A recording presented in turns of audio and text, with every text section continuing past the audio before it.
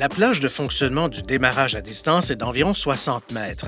Pour que le démarrage à distance puisse fonctionner, la boîte de vitesse doit être engagée à P avec le contacteur d'allumage à off et toutes les portières doivent être fermées et verrouillées. Certaines lois locales ou provinciales pourraient limiter ou interdire l'utilisation d'un démarreur à distance ou encore d'exiger que le véhicule soit visible par la personne utilisant un démarreur à distance. Consultez la réglementation locale.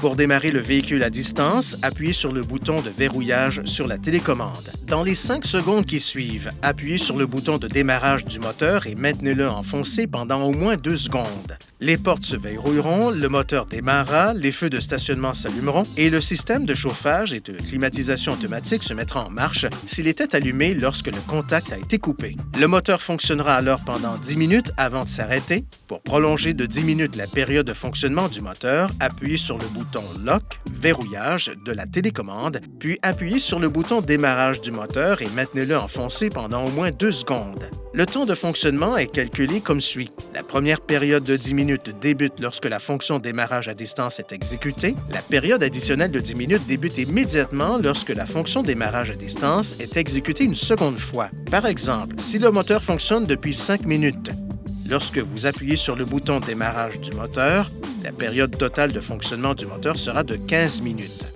Appuyez sur le bouton de démarrage du moteur de la télécommande à tout moment pour annuler le démarrage à distance du moteur.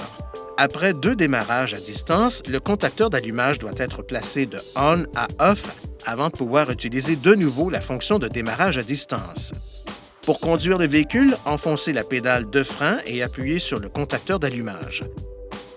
Veuillez consulter le manuel du conducteur pour obtenir des renseignements importants concernant la sécurité et les limites du système et pour en savoir davantage au sujet de son utilisation.